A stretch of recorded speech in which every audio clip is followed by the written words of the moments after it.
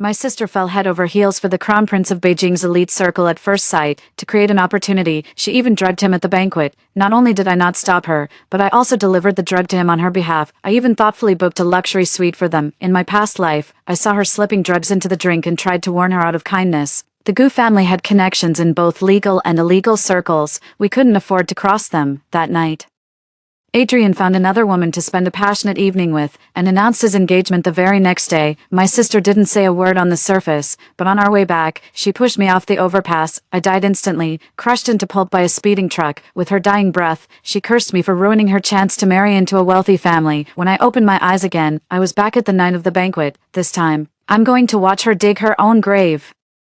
As Adrian drank the spiked wine, my sister watched from afar, her eyes gleaming with calculation. 2 minutes later, the drug took effect. An unnatural flush spread across Adrian's face. His personal bodyguard immediately stepped forward and helped him upstairs. I gave my sister a thumbs up and handed her the room key. I was about to slip away when she grabbed my arm. She threatened in a low voice, "Don't think I don't know what you're up to. You're not going anywhere until this is done.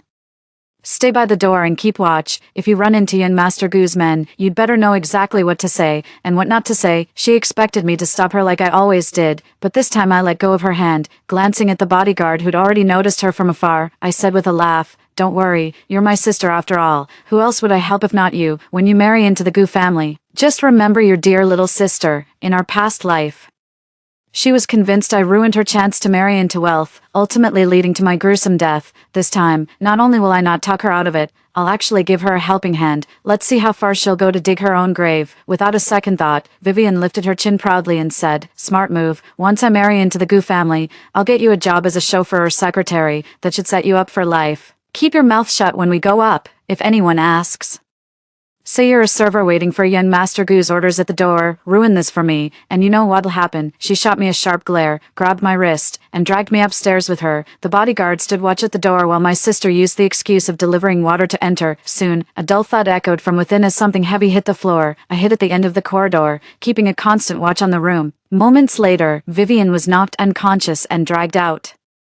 The 5 bodyguards leered and took her to the adjacent room. At this point, I breathed a sigh of relief, clapped my hands, and prepared to leave, but the next second, I was struck hard on the back of my head. Everything went black before my eyes, and I passed out. When I opened my eyes again, my limbs were already tied to the bedposts with ribbons. Before me was Adrian's face, glistening with sweat. My eyes widened, and I was just about to cry for help, but he silenced me, pressing his lips against mine. "Don't think I didn't know there was something wrong with that drink tonight. Since you're the one who brought this upon me, you deal with the consequences." My cries for help were drowned out by passionate gasps. Struggling violently drained every ounce of my strength. Whatever drug Vivian had gotten her hands on kept Adrian going until daybreak, ignoring the ache in every muscle.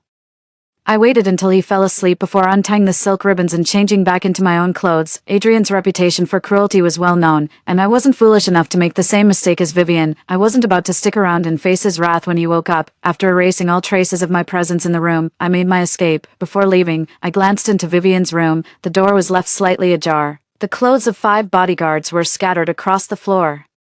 She lay unconscious on the bed. I left without a word. The moment I got home, my parents rushed to greet me, not seeing Vivian with me. Their faces fell in unison. "Yo-yo, where's your sister? Why did you come back alone?" I remembered how in my past life, their whole family blamed me for ruining Vivian's opportunity. They didn't even help collect my corpse. I stopped giving them the time of day. Must have overdosed the medication. Yan Master Gu probably hasn't finished his business yet.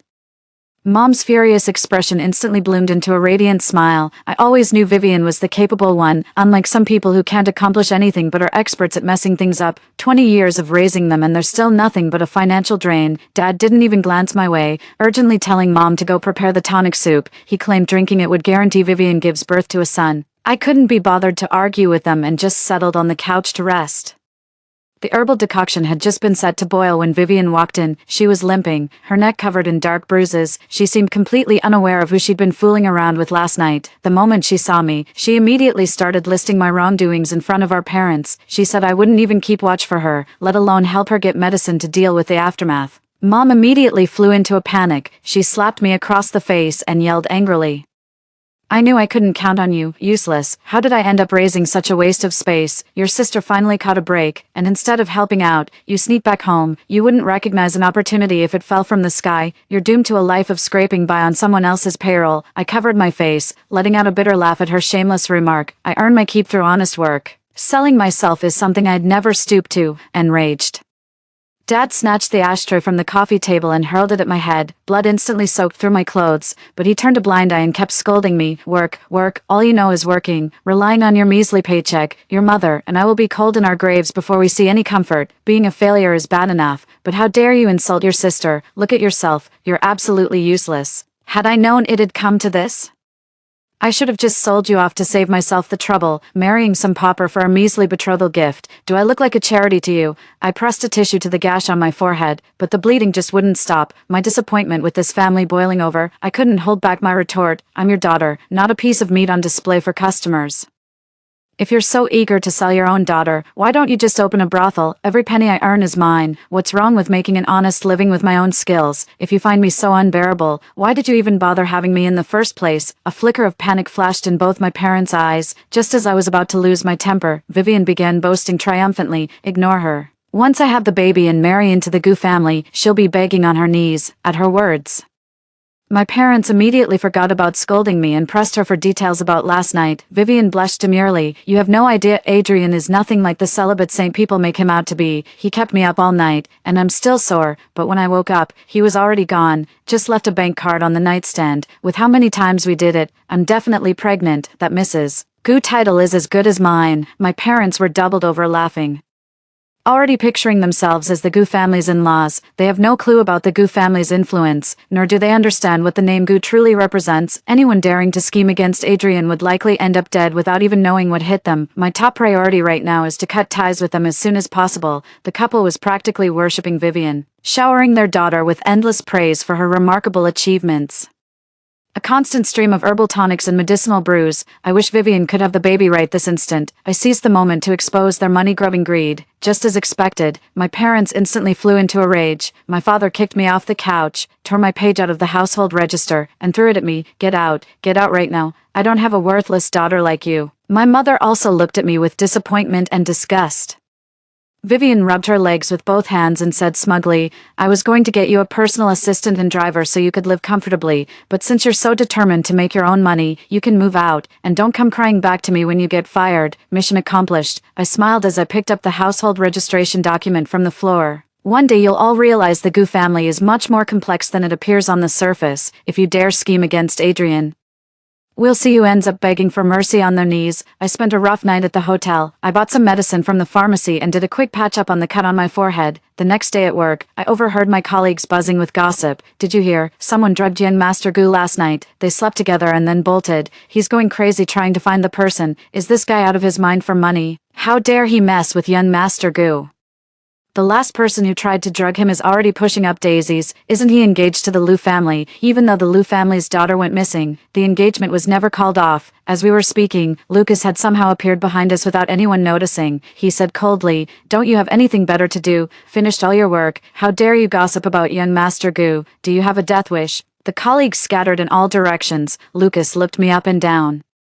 A faint glimmer of amusement in his eyes. He and Adrian grew up together, and with their families being old friends for generations, they share a deep bond. Adrian's no-nonsense approach in the business world makes it clear he's not someone to be trifled with. Vivian's definitely going down this time. Remembering what my colleagues just said, I went back and submitted my resignation letter. If I can't handle the heat, I can always stay out of the kitchen.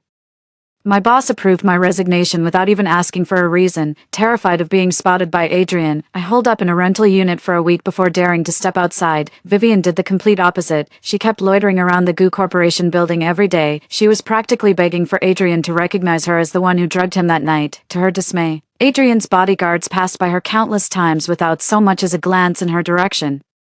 Vivian was completely on edge. She registered an account under her real name and made sure every post referenced that evening's gala. Even after 10 consecutive posts, Adrian still hadn't reached out to her. She took a photo of the bank card and posted it online for lost and found. This time it finally paid off. Adrian publicly replied with a comment below, That's my card. Could you please share your contact info? I'll come pick it up myself. Would really appreciate it.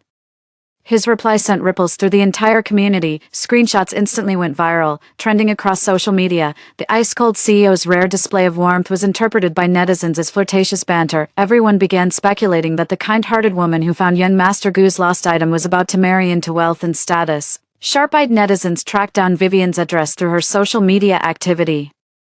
They immediately connected her to the person who drugged someone that night. Even before young Master Gu paid a visit, sycophants were already flocking to her doorstep. A talent scout approached Vivian with a collaboration offer, saying her innocent looks would guarantee stardom in the entertainment industry. Someone trying to curry favor with the Gu family treated Vivian to a lavish meal at an upscale hotel, hoping she'd put in a good word for their company with young Master Gu. Rumors were swirling online, with many even placing bets that Adrian would call off his engagement with the Liu family. In just one day, Vivian gained millions of followers, becoming the newest internet sensation. Yet at the height of the controversy, she put on a show of telling everyone not to spread rumors. Her aloof and restrained demeanor instantly won over a legion of shippers. Then the rumor mill went into overdrive, spreading gossip everywhere. I couldn't just sit back and do nothing. So I rushed out to transfer my household registration away from home. When I went back that evening to pack my things, my parents were looking down their noses at me. The two of them held up their phones, scrolling through online comments and laughing uncontrollably. It was as if they could already picture the scene of our families being joined by marriage. I stayed silent and was just about to head back to my room to pack my bags. Mom let out a disdainful snort.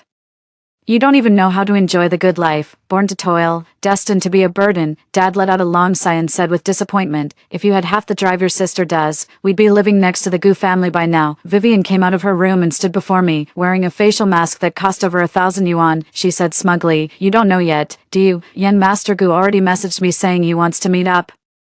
He must have figured out I was the one who helped him that night, but he isn't mad. Maybe he's had his eye on me for a while. I just took the test. 2 lines. You'd better start buttering me up while you still can. After all, you're my sister. Once I marry into the Gu family, getting you a housekeeping job will be a piece of cake." My heart dropped when I saw the 2 lines. I discreetly rested a hand on my lower abdomen. "You're the one who spread those rumors online, aren't you? Do you have any idea how powerful the legal team at Gu Corporation is? This isn't about helping our parents. You're dragging the whole family down with you." Just as expected, right after I said that, Mom came across the official clarification statement from Gu Corporation online. It warned that anyone continuing to spread the online rumors would face legal action from the Gu family. The comment section that was buzzing with activity just moments ago was suddenly shut down. All of Vivian's posts were removed by the platform, and her account was suspended as well. That's when she started to panic, but sticking to her principle of restraint, she hesitated for a long time with the chat window open, never actually sending a message to Adrian. Just as her parents anxiously gathered around her asking what happened, Adrian finally reached out. "I'm sending someone to pick you up. Be downstairs in 5 minutes." The corners of Vivian's mouth, which had just relaxed, curled upward again involuntarily. She waved her phone screen triumphantly in front of my eyes. "See, Gu Corporation is a major company after all, so I get why they'd want to keep things low-key. And look, my husband can't wait to explain everything to me in person. With that spineless attitude of yours, you're not even fit to be my shoeshiner. Get out of my sight." She shoved me aside and went into the bedroom to change. My parents started scolding me too. "You don't have your sister's talent. Yet you still pour cold water on her efforts. What's the point of raising you? If you're leaving, then get out now. Don't stay here and get on our nerves." Mom was so moved that her eyes welled up with tears. This risky move really paid off. "We might even be moving into a villa tonight." Dad burst out laughing, holding up Vivian's positive pregnancy test as he exclaimed excitedly, "I never even dared to dream of this. The Gu family. We're moving up in society now. Honey, quick. Take a look. How do I look in this outfit for our daughter's wedding? I won't embarrass her, will I? What should we get for the grandchild when they're born? We can't let the in-laws look down on us." Watching their excitement, I quietly slipped back to my bedroom to pack my bags. When we headed out, I trailed behind them at a distance. Downstairs, we were immediately surrounded by neighbors. Murmurs of admiration rose and fell around us. What a blessing to have such a daughter. I saw the news online. If my girl could marry into the Gu family, I'd be over the moon. "You two look absolutely radiant with joy. Even your gray hairs seem to have faded. If I'd known it was this easy, I'd have pushed my daughter to try her luck too." I thought young Master Gu would be harder to impress, but he's still a man who can't resist temptation after all. A wave of nausea rose in my throat, and I fought the urge to gag. My parents were beaming with joy. declaring that the wedding reception would be held in their honor. Amid the laughter, several police cars pulled up nearby with sirens blaring. The lead officer flashed his badge and asked, "Which one of you is Miss Vivian? You're under arrest for spreading false rumors and using illegal substances. You'll need to come with us." At those words, the murmurs of envy around them instantly died down. The neighbors exchanged uneasy glances, stepping back in unison to put some distance between themselves and the others, afraid of getting caught up in the trouble. Her parents panicked, both tightly clutching Vivian's sleeves. "Sweetheart, what's going on? Who called the police? Didn't Mr. Adrian invite you out on a date? There must be some misunderstanding, right?" Vivian's smug expression froze on her face, the panic in her eyes quickly replaced by utter arrogance. She declared with haughty disdain, "I am Vivian. You've clearly made a mistake, spreading rumors. What nonsense. I'm the future Mrs. Gu, Mr. Adrian's fiance, the Gu family. Surely you've heard of us, the Gu Corporation. Go bother whoever filed this false report. I have a date with my fiance, and if you make me late, not even 10 of you officers could make up for my wasted time." I stood at a distance, laughing in disbelief at her sheer audacity. "Miss, I don't believe Mr. Adrian ever mentioned marrying you, did he? Nor did he say picking you up was for a date. Aren't you just spreading rumors by saying that?" Then, I turned to the police. "You've got the right person. It's her. Please take her away." Vivian was absolutely livid at my words. The neighbors started murmuring among themselves upon hearing this. So it was all a scam. I knew someone of Mr. Adrian's stature wouldn't be blind enough to fall for such a cheap floozy. Calling him her fiancé when nothing's even settled. The sheer audacity. A woman like her would have been thrown in the pig cage in ancient times. Bet she's already sneaked into Mr. Adrian's bed, hasn't she? I heard he got drugged the other day. Pretty sure she's the one who did it. She looks all prim and proper, but she's downright desperate. What kind of parents would push their daughter to do something like that? Her folks are clearly no good either. We'd better steer clear before Mr. Adrian takes his anger out on us. My parents were fuming, their faces turning ashen with suppressed rage. Vivian stormed over to me, livid, and slapped me hard across the face. "You bitch. I knew you were jealous of me. You're the one who called the cops, aren't you? No wonder you went straight to your room without saying a word. I thought you actually wanted to leave, but you were just stabbing me in the back. Just because you can't climb the social ladder, you're jealous of me. I'm going to beat you to death today. You bitch." I couldn't dodge in time, and she slapped me so hard my cheeks swelled up red. My parents didn't even try to stop her. Instead, they followed right behind, shooting me looks full of venom and hatred. "You shameless good-for-nothing. Can't make something of yourself and now you're dragging us down with you. We never should have taken you in." Realizing she'd said too much, Mom quickly covered her mouth. Dad delivered a hard kick to my side. "You useless brat. What are you waiting for? Go cancel the police report and send them away. If you keep Mr. Adrian waiting any longer, I'll break your damn legs." I covered my face, my eyes filled with disappointment. I always knew my parents didn't like me, but I never imagined they'd blame Vivian's own mistakes on me. I didn't call the police. "I told you I'm leaving home. Whatever happens here has nothing to do with me anymore. I don't care if you become in-laws with the Gu family or end up homeless on the streets." "Mom, Dad, I'm your daughter too. Why do you always favor my sister? I didn't blame you when you kicked me out, but I'll never take the fall for her." My words made Dad's chest heave with rage, and he raised his hand to strike again the next second. "You ungrateful brat. All these years I've spent raising you were a complete waste." The police officer quickly stepped in to intervene, explaining, "There's been a misunderstanding. This lady isn't the one who called the police. She has nothing to do with it." But the mother completely ignored what the officer said and stubbornly insisted, "Who else could it be but her? She's the only one who can't stand to see us happy. She's been at odds with her sister since they were kids, finding fault with everything. It's like she came to our family to collect some debt." "Vivian, I'm telling you right now, I no longer have a daughter. Get out of my house this instant." Vivian then spoke up. "Exactly. I had nothing to do with the drugging. She's the one who gave the medicine to Mr. Adrian herself. How could anyone blame me? I only took the fall for her because she's like a sister to me, and look how she repays my kindness, with betrayal. She only called the police because she's jealous that Mr. Adrian took a liking to me. She can't stand seeing me get attention. She's the one who drugged him. Arrest her, now." The neighbors, who hadn't gone far, saw what happened and felt it was unfair to me. It breaks my heart how mature this child has been since she was little, always wearing Vivian's hand-me-downs. They're both daughters, yet I've never seen such blatant favoritism from parents. How could such a sensible child ever drug anyone? It's obvious who the real culprit is. What a tragedy. Though our parents heard every word, they remained unmoved and indifferent, their expressions unchanged. In that moment, my heart shattered into pieces with disappointment. Without a word, I grabbed my suitcase and turned to leave, but I'd only taken a few steps when my father rushed over, seized my arm, snatched the suitcase and slammed it onto the ground. Clothes spilled out across the floor. "Where do you think you're going? You're not going anywhere until we settle this." Hurry up and go with the police. Let your sister go on her date. The officer tried several times to interject but couldn't find an opening. Just then, a Rolls-Royce Cullinan pulled up alongside them. From the vehicle, Adrian's assistant stepped out. Vivian's eyes lit up instantly as she waved at him. Over here. You must be the one Adrian sent to pick me up. Let's go. I'm all ready. The assistant gave her a strange look. Miss, I think you've mistaken me for someone else. I'm here to pick up Miss Yo-Yo. The moment these words were spoken, not only Vivian and my parents, but even I was stunned. Did he find out about what happened that night? A chill ran through me, and my voice trembled involuntarily. Pick me up. Since when was this arranged? Are you mistaken? I don't know young Master Gu. Vivian, unaware of what happened that night, flushed crimson with rage in an instant. You bitch. I knew you were trying to get into Mr. Adrian's bed. You filthy whore.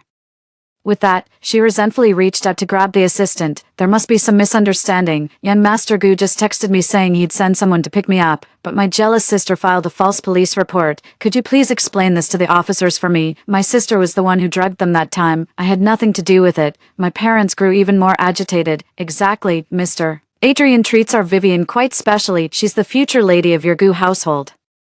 She's carrying the Gu family heir in her womb. This is the family's sole golden grandson. How could she possibly be taken to the police station? The assistant's patience had run out, and he brushed her hand away in disgust. Pregnant with the Gu family's heir? Don't be ridiculous, Mr. Adrian has never even met you. You can eat whatever you want, but you can't just say whatever you want. Everyone knows the one engaged to the Gu family is the Lu family's daughter. I think you've misunderstood.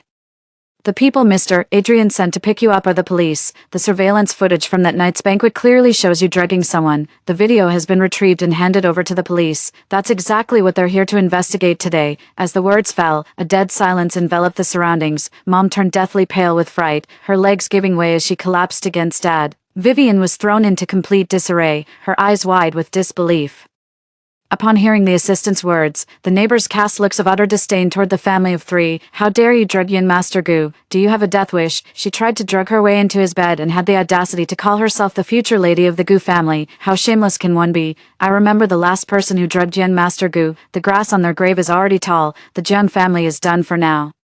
The assistant brushed off the spot on his sleeve where Vivian had grabbed him. Looking disgusted, he pulled out a stack of documents from his bag and threw them right in their faces. This is the list of losses Gu Corporation suffered due to the stock price drop caused by the rumors. Take a look. Mr. Adrian is being generous, giving you a 50% discount. 20 million in compensation should just about cover it. If there are no issues, we'd appreciate prompt payment. Otherwise, we'll have no choice but to pursue legal action. With that, he turned away from Vivian's ashen face and strode toward me. He respectfully gathered my clothes from the floor, folded them neatly, and placed them back in the suitcase. Miss Yo-Yo, this way please. Mr. Adrian has been waiting for some time. I nodded and followed the assistant to the car, feeling the weight of everyone's curious stares. I couldn't hold back dry heaves on the way. My assistant, as if prepared, immediately handed me a bunch of sour dried plums. Seeing the words "for pregnant women only" printed on the package, my hand froze midair over my chest. Pregnancy. I realized my period still hadn't come this month. A sense of foreboding washed over me. Using stomach pain as an excuse, I said I needed to see a doctor. My assistant offered to drive me there. He was a split second too slow. By the time he reached out, I had already gotten out and hailed another cab. Once inside,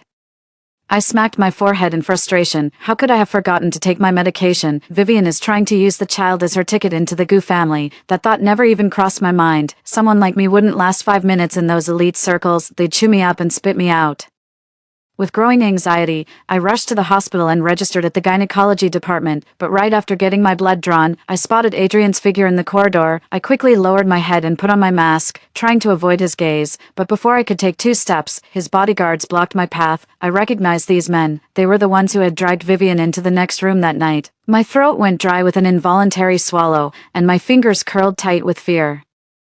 I was calculating the odds of using their secret to blackmail Adrian. Just then, I heard Lucas's voice. The resemblance is uncanny. You've got a sharp eye, kid. I've been looking at it for 2 years and never made the connection. Don't tell me you've been staring at my sister's photo every single day. Before I could say anything, Lucas greeted me with a smile. Yo-Yo, we meet again. It was a complete contrast to his stern, unapproachable demeanor at the office. His smile was as warm as a spring breeze, yet I didn't dare look up at him. Mr. Lu, what a coincidence. I came to the hospital because of stomach trouble. If there's nothing else, I'll be going now. I tried to make a run for it, but someone grabbed my wrist from behind. Adrian's voice was low. In such a hurry, feeling guilty, Miss Jiang. At this point, I could only hope the drugs from that night had blurred his memory of my face. I turned around, gritting my teeth, forcing a smile. Young Master Gu, you jest. Why should I feel guilty? I don't know you. A mocking smile curled at the corner of his lips as he reached out and picked up my blood test form to glance at it. Feeling nauseous, I nodded. Then why are they running a pregnancy test? My face went pale instantly, and I began stammering an explanation. Wrong number. Thanks for the heads up, young Master Gu. I'll go get my stomach checked right away. Before I could take a step, Lucas raised an eyebrow and said, "What are you doing, you scared yo-yo? That's an even worse offense. Want to kneel before my parents and face the family discipline." I couldn't understand what he was saying, yet I knew he was the only one who could save me at that moment. I cautiously moved to hide behind Lucas. I didn't notice the tenderness in his gaze. He took my hand right in front of Adrian and whispered, "I own this hospital too. Let me take you there." Before I could say anything, he'd already led me out, as we walked. He asked me casually, "Where are you staying since you resigned? Haven't heard from you lately. Just a rental place. Thanks for your concern, Mr. Liu." His eyes swept over me, taking in every detail. There seemed to be a faint, unspoken ache in his gaze. "Is that all you're wearing? The Liu Corporation pays decently, doesn't it?" I stayed silent, bowing my head low. For the past 2 years, terrified of being financially drained by my parents, I never dared to wear new clothes. Everything I use are cheap products bought from Pinduoduo. It was as if he had read my mind. He affectionately ruffled my hair. "A girl should always prioritize self-love. From now on, don't hold back. Buy whatever you want." Before I could fully process the meaning behind his words, he spoke again. "Actually, Adrian isn't as cold as he seems on the surface. He's quite decent, don't you think?" That single sentence sent me spiraling back to the absurdity of that night. Remembering the heat radiating from his body, the tips of my ears instantly flushed crimson. You're right, it's not cold at all. I just wonder if he'd stay this calm if he found out I was the one from that night, walking with my head down. I didn't even notice when he led me out of the hospital. When I looked up, my face was filled with astonishment. He gently booped my nose and chuckled. "All right, get some rest now." "Did you really think I wouldn't notice you lying before leaving?" He gazed at my face, his eyes drifting into distant memories. "You're the same age as my sister. I wonder if she's doing well. If she resents me for never finding her all these years." I've heard quite a bit from colleagues about the news of the Liu family's missing daughter, but I'm ultimately an outsider, so it's not my place to comment. All I could do is offer him some comfort. "Don't worry. If Miss Liu knew how long you've been searching for her, she'd forgive you. A family as loving as yours is something many people can only dream of having." He curled his lips into a smile, his gaze fixed intently on me. "What about you? Do you ever feel envious too?" I nodded with firm conviction. After saying goodbye to him, I left the hospital. He didn't notice her staring absently at a long strand of hair in her palm. The moment I got back to my rented apartment, my parents started bombarding me with messages one after another. "Where the hell have you been? You little brat, your sister's still locked up, and you think you can just enjoy yourself? Not a chance. This whole mess is your fault. If you had stopped her in time, our family wouldn't have sunk to this level. All these years raising you were a complete waste. You ungrateful brat. Go confess in your sister's place. Say you put her up to it. You're the one who bought the medication. Are you listening to me? Playing dumb won't save you. Get your ass back here now." Even though I'd braced myself for it, hearing such vicious and unreasonable abuse from my own parents still made my heart grow cold. In my past life, when I tried to stop them in time, not only did they not appreciate it, they joined Vivian in blaming me, saying I was standing in the way of their fortune. Not a single soul would even claim my body after death, leaving my corpse to grow cold in the morgue. Since everything I do is wrong anyway, I'm done trying. I quickly typed a reply and hit send. "No way, taking the fall for her, jail time or paying damages, is absolutely out of the question. You were the ones who told me to get out and cut ties with the Jiang family. Don't you dare try to pin this mess on me now." Then, I blocked and deleted their numbers. I turned off my phone, but Adrian's attitude today kept puzzling me. Since the surveillance footage had been reviewed, he must have seen me on camera that night. "Why didn't you mention this to me when you filed the police report?" Not only did they not blame me, but today they actually seemed almost smiling. Before I could figure out the answer, my attention was captured by the flood of news online. My parents somehow managed to get contact information for the media. They're actually spreading lies online. They're claiming I deliberately persuaded my sister to drug Adrian and helped her get into his bed. Now that the truth is out, they filed a police report against her first, playing the victim, and got her arrested. This has left our family saddled with a massive debt of 20 million, yet they cut ties with their family to live in comfort all by themselves. Though confused, netizens had seen the rumors about Vivian and Adrian from a couple of days ago. In the blink of an eye, they tore me to shreds. They accused me of being scheming and deliberately setting up my sister. Not only did they spread rumors online to deliberately provoke the Gu family, but they also heartlessly abandoned their elderly parents. Everyone is calling me an ungrateful wretch, repaying kindness with betrayal and disregarding all moral principles. Insults targeting me dominated the trending searches, and my personal account got suspended from the barrage of hate. Someone leaked my phone number, and I have no idea who it was. Before I could even file an appeal, a barrage of cyberbullying calls started flooding in. Left with no choice, I had to power off my phone, but they still wouldn't let up. The property I'd just purchased through an agent 2 days prior had its address exposed in the blink of an eye. That night, buckets of paint were splashed across my door. Bricks shattered my windows one after another, with my phone dead.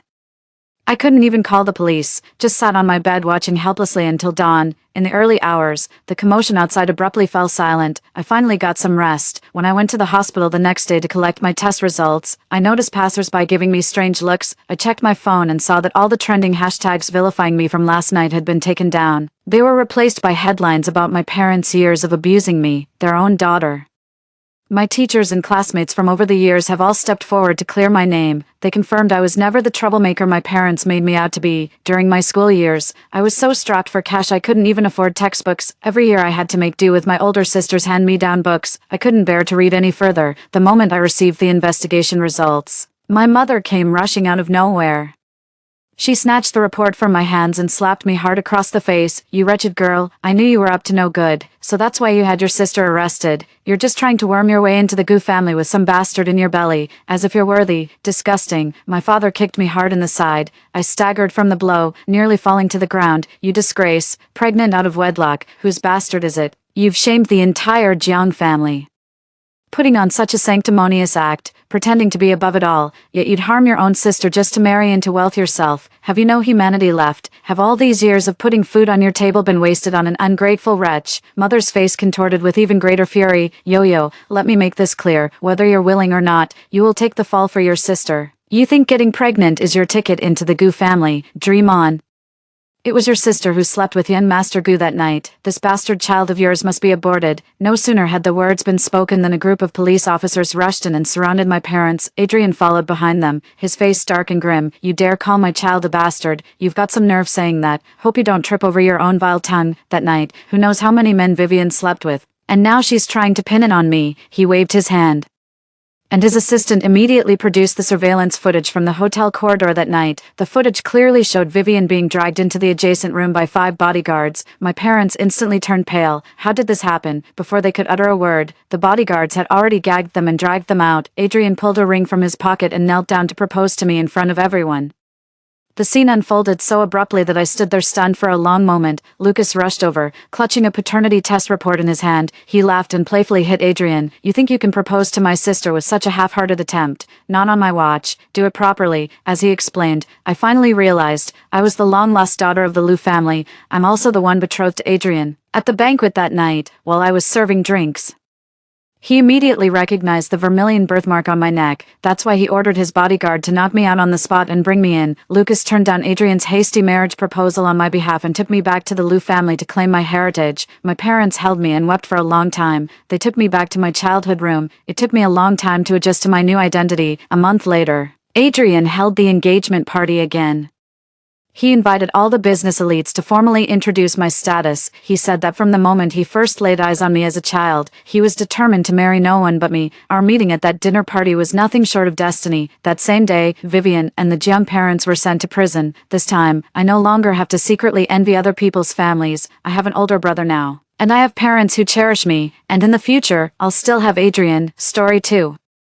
My sister-in-law is pregnant. My mother-in-law started preparing all sorts of seafood dishes for her after reading pseudoscientific advice from online quacks. She served both raw and cooked seafood, and my sister-in-law ate with great relish. By the 6th month of pregnancy, her belly had grown alarmingly large. I suggested taking her for a prenatal checkup, but my mother-in-law said her daughter was carrying twins and told me to mind my own business. Later, when they were out, I secretly took her to the hospital. The doctor said she had a parasitic infection, and the babies were already stillborn. Her husband went berserk and stabbed me 18 times. My mother-in-law spat on my corpse. "Worthless trash. You killed my 2 grandsons. Death was too good for you." My sister-in-law gloated. "Now that you're dead, your house and car shall be mine as compensation." When I opened my eyes again, I'd miraculously been reborn on the very day my sister-in-law's pregnancy was confirmed. To celebrate my sister-in-law's pregnancy, my mother-in-law prepared a table full of her favorite seafood dishes. Gina, why are you just standing there? Sit down already, Mom. Sis-in-law's just upset about my pregnancy. I get it. My sister-in-law's voice snapped me out of my thoughts, staring at the lavish feast before me. It suddenly hit me. I'd been reborn. Transported back to the very day my sister-in-law's pregnancy was confirmed. Gina, as the elder sister-in-law, you mustn't hold a grudge against Violet. If anyone's to blame, it's your own barren womb. 7 years of marriage without so much as a whimper. I sat down quietly as my mother-in-law shot me a glare before turning to serve my sister-in-law. This is steelhead trout mother bought at dawn from the market, specially prepared as sashimi for you. My sister-in-law was enjoying her meal with relish while her husband affectionately patted her belly. Violet's womb is truly blessed, conceiving within a year of marriage. This is definitely going to be a boy. Nonsense. I'm aiming for the jackpot. A pair of twins, one boy and one girl, to complete the perfect family. Her eyes twinkled mischievously as she set down her chopsticks and wrapped her arm around her mother-in-law. Judging by my sister-in-law's condition, my brother can forget about having a son in this lifetime. When I have a son, he'll take my surname and be considered the family's rightful heir. The younger sister-in-law shot her husband Zhao Jun a meaningful glance, and he immediately chimed in. Their sweet talk had the mother-in-law beaming with delight as she placed a chopstick full of greens in her bowl. My sister-in-law frowned and pushed the vegetables aside. My mother-in-law wasn't pleased. She pointed at me and asked, Gina, you're a nurse, tell us, shouldn't pregnant women eat more greens? Under my sister-in-law's warning gaze, I smiled and spoke up with the whole family watching. A balanced diet is important, but Violet's emotional well-being matters most. Mom, listen up. I'm the boss of this house now. The mother-in-law pursed her lips helplessly, her eyes brimming with doting affection. The sister-in-law picked up another marinated shrimp that her mother-in-law had bought. I'll be staying at home during my pregnancy. I'll need to trouble you to take care of me, sis. My mother-in-law chimed in. She should be waiting on you hand and foot. Since she can't bear children, the least she can do is serve the woman who'll give Keith's family their rightful heir. That's exactly what happened in my past life. My mother-in-law made me attend to Violet throughout her pregnancy, and I dared not cut corners. Considering her every need, I carefully planned nutritionally balanced meals for her 3 times a day. But my mother-in-law fell for some quack doctor's online advice, claiming seafood, being low-fat, high-protein, and nutritious, would make the baby smarter. Whether raw or cooked, every dish was served to my sister-in-law. When I advised my mother-in-law that pregnant women shouldn't eat raw food, she scolded me, accusing me of being stingy and only giving my sister-in-law cheap meals. My sister-in-law also claimed I was jealous of her carrying the precious grandson and deliberately causing trouble. By the 6th month, her belly looked ready to burst. I suggested taking my sister-in-law for a prenatal checkup, and my mother-in-law flew into a rage, pointing at my nose and screaming. She said my sister-in-law was carrying twins, a boy and a girl, and told me to mind my own business. Later, when they weren't home, I secretly took my sister-in-law to the hospital. The doctor said she had a parasitic infection. The babies were already stillborn, and any later could have cost the mother her life. Zhao Jun went berserk, barged into my home with a knife, and stabbed me 18 times. My mother-in-law didn't even try to stop him. Instead, she spat on my lifeless body. A barren old hen like you killed my precious grandchildren. Death was too good for you. By the time my husband rushed home after hearing of my death, it was already too late. Overcome with grief, he clutched my lifeless body, sobbing until he could barely breathe. The whole family watched coldly as my husband literally choked to death before their eyes. My sister-in-law sneered triumphantly, since you're both dead, your house and car shall be mine as compensation. Having died horribly in my past life, I won't waste my breath giving advice this time around. Let's see how that parasite crawling out of her womb on delivery day gets to play the legitimate heir of old Keith's family. After gorging on seafood all evening, my sister-in-law started having stomach pains at night. My panicked mother-in-law came banging on my door. Violet's in pain. You're a nurse, go check on her now. I patiently explained to her, Mom, I'm a nurse, not a doctor. I can't diagnose illnesses. Zhao Jun, still somewhat rational, gently pushed his mother aside and urged me, Sis, could you give the hospital a heads up first? I'll take Violet there right away. What hospital? That's just the baby kicking. The little one's just active after eating, at just 3 months. That's too early for fetal movement. To my surprise, he actually had some common sense. I replied calmly, if it's not the baby kicking, could it be food poisoning? My mother-in-law waved her hand dismissively, flatly denying the possibility. Impossible, absolutely impossible. I only buy the freshest ingredients. How could it possibly be food poisoning? With the matriarch having spoken, Zhao Jun didn't dare voice any further objections. In the living room, my sister-in-law dashed to the bathroom once again. Noticing Zhao Jun's worried expression, I reassured him. Pregnancy is never easy. Mom still worked in the fields when she was carrying Keith and Violet. My mother-in-law shot me a glance and nodded. Seeing her expression soften, I pressed my advantage. And who knows what side effects the hospital medication might have on the child. If anything happens to Keith's family's precious heir, how could I ever face our ancestors? The mother-in-law blocked the doorway, adamantly refusing hospital treatment. Zhao Jun slapped his thigh decisively, stealing his resolve. The younger sister had been running to the bathroom all night and was completely drained by dawn. She didn't dare say she wanted to go to the hospital, just glared at me in silence, seeing her turn pale. Her mother-in-law brought her another bowl of seafood congee. This time just looking at it made her nauseous. Waving her hands, she protested to her mother-in-law. Why does it smell so fishy? Is this seafood spoiled? Zhao Jun took the bowl and wolfed it down in 2 bites. It's perfectly fine. Tastes delicious to me. Mom's cooking is absolutely unbeatable. Violet, you've been restless all night. If you don't eat something, the baby won't get proper nourishment, under the family's persistent urging. The young sister-in-law reluctantly forced herself to drink it. To everyone's surprise, she actually threw up this time. She'd had a great appetite throughout her pregnancy, so this sudden vomiting gave the whole family a scare. I refused to eat any more seafood. I knew this wouldn't do. How's she supposed to deliver my parasite-ridden nephew if she stops eating? Violet, seafood is the most nutritious, low-fat, high-protein. Expectant mothers should eat more of it, and this fish. Your mother woke up before dawn to buy it at the market. Who's she working so hard for if not for you and the baby in your womb? Don't let your petty moods make you disregard all she's done for this family. I theatrically wiped away non-existent tears, seeing how well I understood her. My mother-in-law finally softened her expression toward me. My sister-in-law gritted her teeth and glared at me with venom in her eyes. I placed the bowl in her hands, and she forced down half of it while fighting back nausea, but my little stunt had earned me her lasting resentment. Whether anyone was home or not, she started finding all sorts of ways to make my life miserable. One minute she's asking me to fetch water, the next she's demanding I cut fruit for her. Of course I wasn't about to let her walk all over me. The water was boiling hot, all under the pretense of drinking more hot water is good for you. Didn't even bother peeling the fruit. When my sister-in-law complained, I told her all the nutrients are in the skin. My mother-in-law kept nodding in agreement, her anger instantly melting away. The next day, she started pulling new stunts. I just returned from night shift that day to find my sister-in-law lounging on the couch scrolling through her phone. Sis, my feet have been painfully swollen lately. Give me a massage, summoning my last ounce of energy. I pressed on her pressure points, only for her to howl in pain.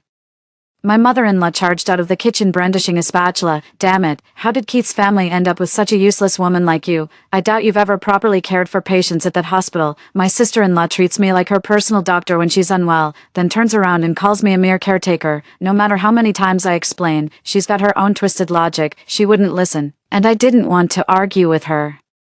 My sister-in-law finally learned her lesson after giving me trouble and stopped bossing me around, but then she set her sights on the property under my name. My sister-in-law's morning sickness lasted a whole month, probably her body's last-ditch effort to protect itself. Her mother-in-law wouldn't let this go on, trying every trick in the book to cook for her. A month later, when her appetite returned with a vengeance, the old lady cooked with even greater enthusiasm.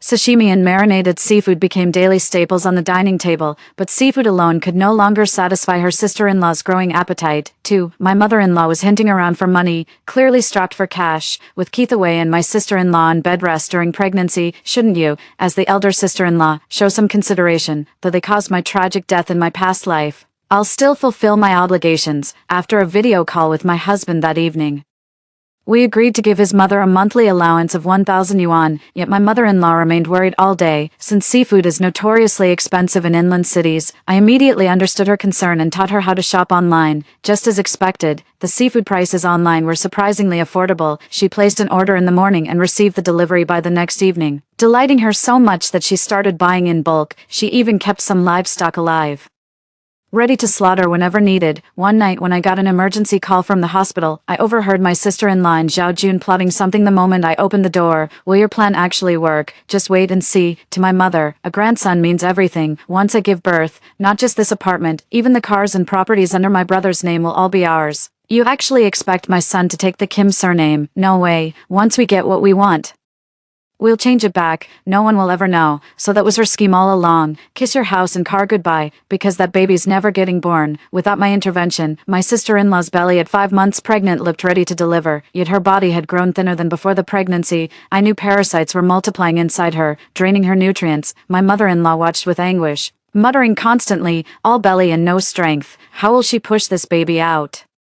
My sister-in-law remained unfazed as she casually remarked while watching TV, carrying twins explains the big belly. Besides, all the weight goes to the babies. Most pregnant women would kill for this blessing. No idea how she could possibly know it's twins. My mother-in-law claimed all those doctor-ordered tests were money traps, so she only went to the hospital on the day her pregnancy was confirmed. The food show was featuring Korean-style yakho, making my sister-in-law's mouth water as she demanded beef for lunch. Beef is great for building strength. The mother-in-law rolled up her sleeves to stew the meat, but was stopped by her daughter-in-law. She insisted on having beef tartare instead. The mother-in-law had to compromise and followed an online recipe to prepare it. At dinner, my sister-in-law devoured the entire plate of meat by herself, so my mother-in-law had to cook more on the spot.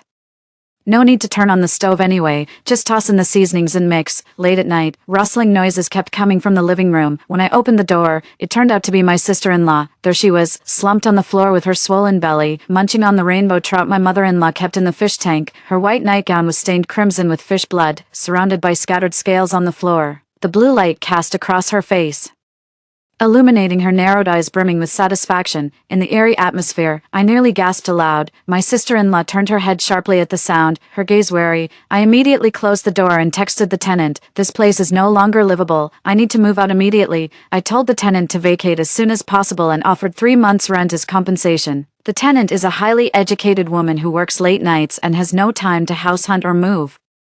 To get her to move out, I took annual leave and spent every day house hunting with different agencies. On the third day, I finally found the perfect place. Seeing how desperate I was, the tenant cleared out completely within 2 days. That same day, I contacted an agent to list both the apartment and my car for sale online. Only after handling everything did I finally call my husband who's stationed abroad. To my surprise, he didn't blame me at all for acting on my own. Honey, I've been feeling uneasy lately. I had a dream recently where Zhao Jun killed you. I thought struck me, could it be that my husband has also been reborn? Honey, I'll support whatever you do. I can't bear to relive that despair from my dreams. Sweetheart, darling, why aren't you saying anything? Unseen by Keith on the other end of the line, I was already weeping uncontrollably, choked with sobs. After calming down for a while, I asked him what we should do with the money from selling the house. Keith paused briefly before declaring with determination, "We'll invest it in Shanghai. This project is wrapping up soon, and I'll be getting a promotion. Then I'll apply for a position at the Shanghai headquarters. Don't worry, honey, everything's going to work out just fine." With my husband's support, I'm more determined than ever to set clear boundaries with his family.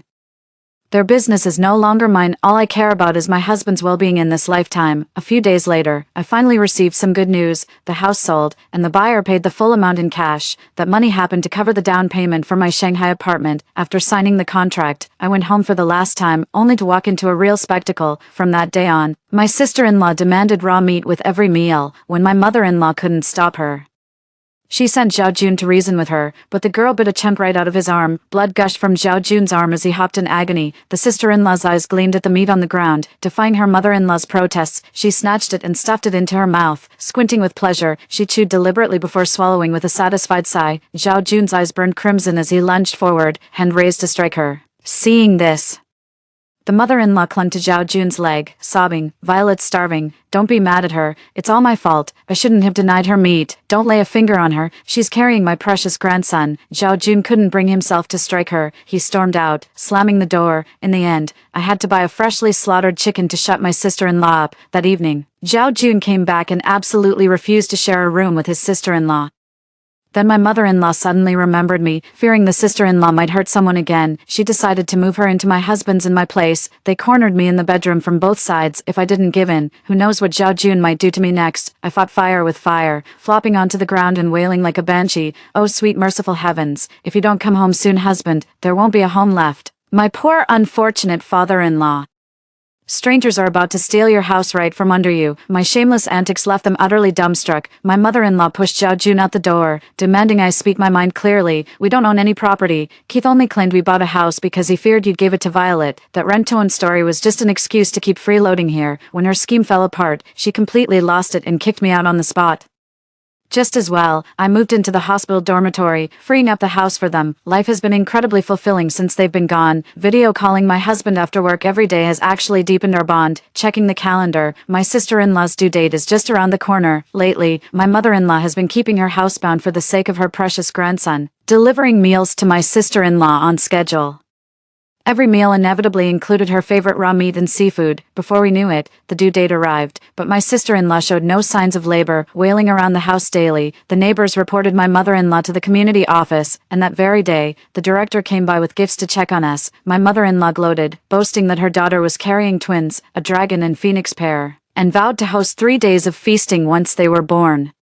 Before the director could speak, another wave of agonized wails erupted from the room. Is she going into labor? The mother-in-law immediately pushed open the door and rushed in. The young woman was curled into a ball, her clothes soaked with sweat as something writhed visibly beneath her skin. Just as the director leaned out to get a clearer look, a long fleshy worm crawled out from her eye. Before she could even scream, the director collapsed unconscious. After handing over duties to the next shift nurse, I got a call from my mother-in-law on my way back to the dorm. Gina, come quick, Violet's going into labor, alive. After all this, my mother-in-law still hasn't noticed anything wrong. I think she's playing dumb on purpose. She'd sacrifice her own daughter's life for a grandson. I hung up the phone and rushed to the maternity ward. The young nurse at the doorway crooked her finger at me. We'd worked together for a while during my rotation in her department. Sis, that old lady claims to be your mother-in-law. Is that true? Seeing my unchanged expression, she continued. The pregnant woman they brought in is riddled with parasites. The baby's definitely not viable, and she's in critical condition. We can't even guarantee she'll make it out alive. She sighed. Don't be too hard on yourself. Who could have guessed you'd catch this while pregnant? 3. I didn't know whether to laugh or cry. Why should I blame myself? We're all adults here, everyone's responsible for their own choices. By the time I arrived, my mother-in-law was already arguing with the doctor. Gina, tell me this isn't fair. How could Violet get a critical condition notice just from giving birth? She flung the document at the doctor's face, screaming, I won't sign this. If anything happens to my precious grandson, you'll pay with your life. Her words made my blood run cold.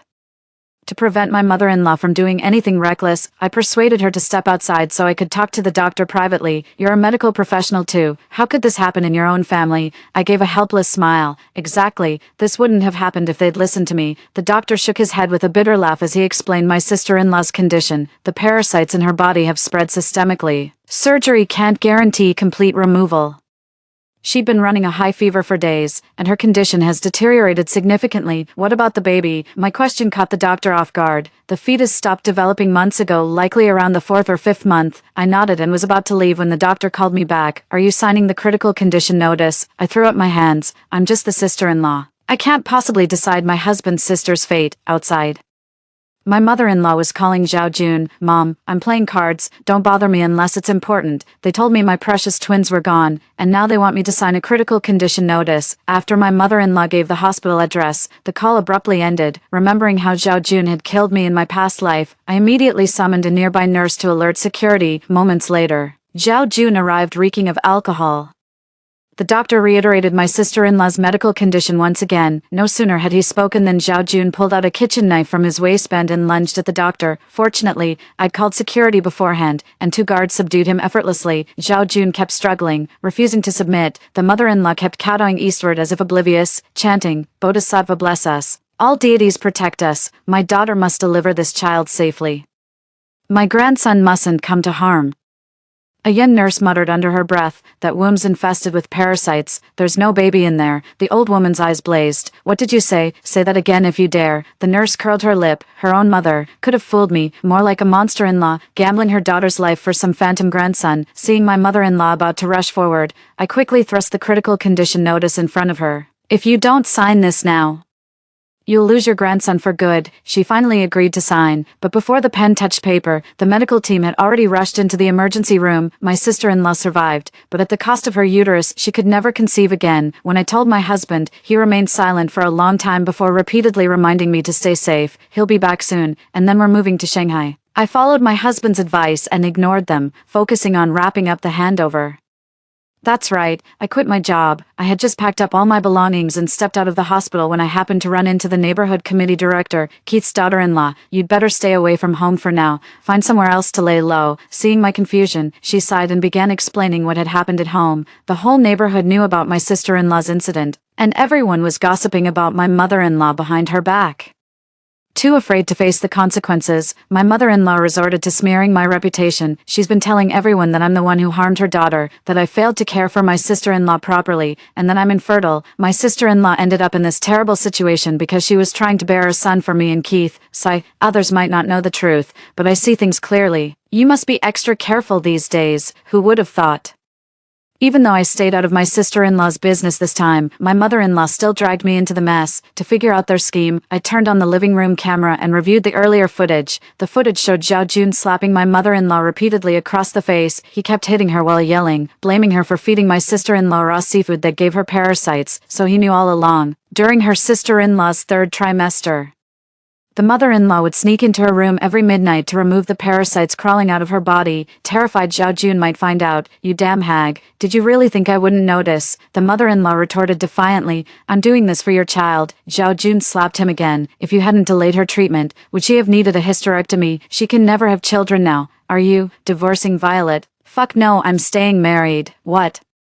Waiting for you to pop out a son for me, you old hag. The mother-in-law shrank back timidly, muttering, It's not my fault. Gina's the one who can't bear children. I just wanted a grandson. What's wrong with that? Exhausted from the fight, Zhao Jun slumped on the couch, smoking and brooding. You're damn right, Gina won't get away either. He angrily crushed his cigarette on the floor. Get Gina back here. I'll teach her a lesson she won't forget. What are you going to do?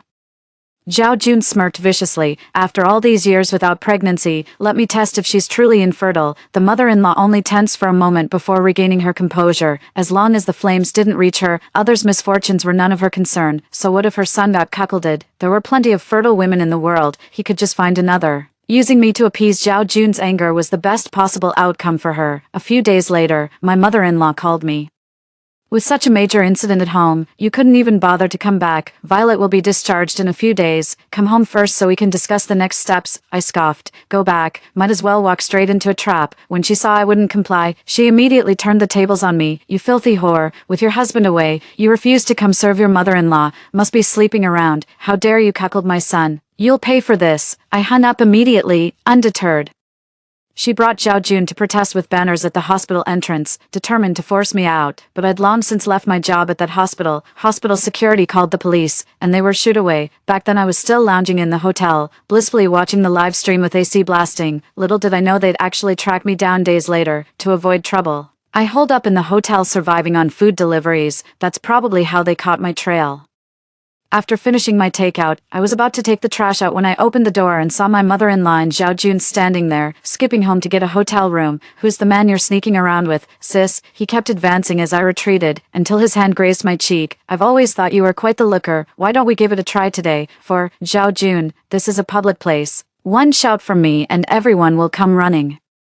He burst into laughter as if hearing a joke. Mom's standing guard outside. Even if someone comes, she'll just say we're married. So sis-in-law, you'd better behave. Trembling all over, I swung the vase at his head, but a sudden dizziness made my legs give way. Well, looks like the drugs are kicking in. What the hell did you do? I slipped sleeping pills into your takeout to protect sis-in-law. How was the taste? Pretty good, huh? A wave of helplessness washed over me.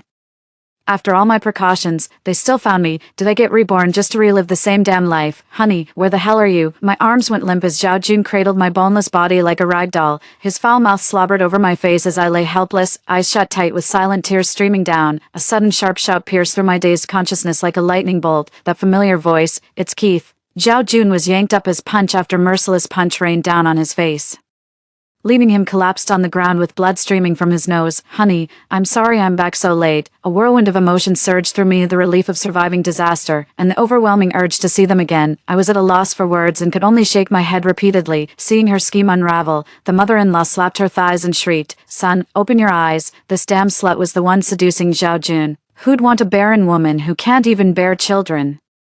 The mother-in-law's deliberate distortion of the truth completely eroded the last shred of sympathy her son had for her. Seeing her husband reach for the phone to call the police, Zhao Jun couldn't hold back anymore. If you dare call the cops, I'll sue your mother for intentional harm. Your mother knew Violet had parasites but refused to take her to the vet. That's intentional harm if I ever saw it. Wiping blood from his lips, his eyes turned fierce. No matter what it takes, I'll make her pay dearly for this. The mother-in-law shrank back guiltily, while her son-in-law, though convinced, still refused to give up. Mom, did you already know something was off about Violet? The mother-in-law avoided eye contact. I only did what's best for you.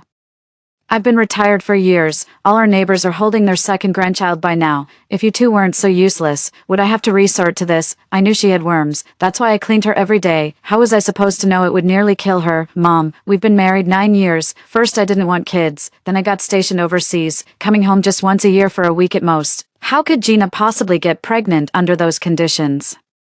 You're treating Violet's life as disposable for the sake of some unborn child. Before the mother-in-law could defend herself, a figure burst through the door and began pummeling her, summoning my last ounce of strength. I looked up and saw it was my sister-in-law. Having survived a life-or-death ordeal, she'd become emaciated, her once plump cheeks sunken like an old crone's. You damned old hag, this is all your fault. Trying to trade my life for your grandson, Today I'll end Keith's bloodline for good. Before I could react, she suddenly pulled out a knife and lunged at my husband. My mother-in-law kicked her away before I could even scream. Weak from malnutrition after her hospital discharge, she stumbled and cracked her head on the ground, blood pooling around her. You worthless thing. Your useless womb can't bear children. Don't you dare blame me. Don't you forget who signed those papers to save your sorry ass. Watching the farce unfold.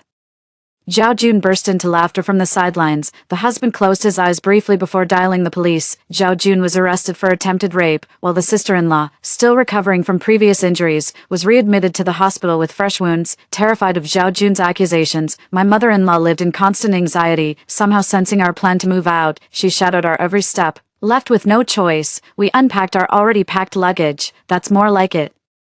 We're family, let's live together peacefully. Now that Keith's back, I'll get to hold my grandchild soon enough. I didn't know whether to laugh or cry. With everything that happened, my mother-in-law was still obsessing over having a grandson. Thankfully, she finally let her guard down. Seizing the opportunity, we flew straight to Shanghai. A month later, we moved into our new home and started fresh. My husband landed a corporate position at headquarters with another pay raise.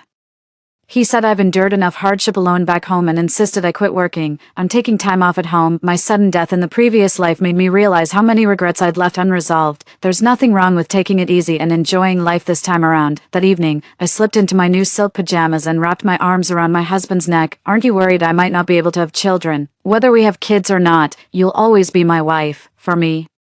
The journey matters most. I only have myself to blame. We ended up being at it for hours again, gazing at my husband's sleeping face. That thought resurfaced in my heart inexplicably. Perhaps it's time we had a child. I secretly began preparing for pregnancy, but before we could conceive, news came from our hometown. Zhao Jun had been released. Turned out he'd developed uremia and was granted medical parole. Fresh out of prison with nowhere to go, he returned to his mother-in-law's house.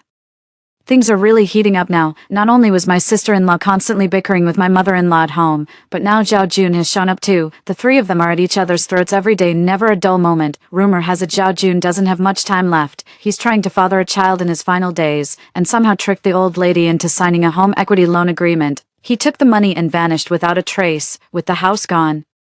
My mother-in-law and sister-in-law became homeless, living under a bridge day and night. When I asked my husband, he said his mother's monthly living allowance was always deposited into her account on time. I called the community director back, and her tone carried a sense of helplessness. For some reason, the mother-in-law hoarded her money, refused assistance, and forced her daughter-in-law into prostitution instead.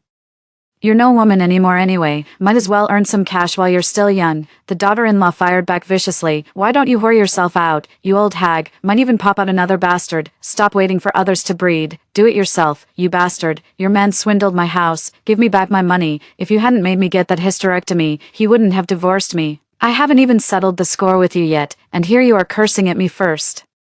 Naturally, they ended up brawling again. I told the director not to bother updating me about them anymore. If the day ever comes when we're needed, it'll only be to collect their corpses. After hanging up, my chest heaved violently. I felt nauseous but couldn't vomit, the discomfort bringing tears to my eyes. My husband was hopping around me, insisting on taking me to the hospital no matter what. I couldn't help but shoot him an exasperated look. You dummy, you're going to be a dad.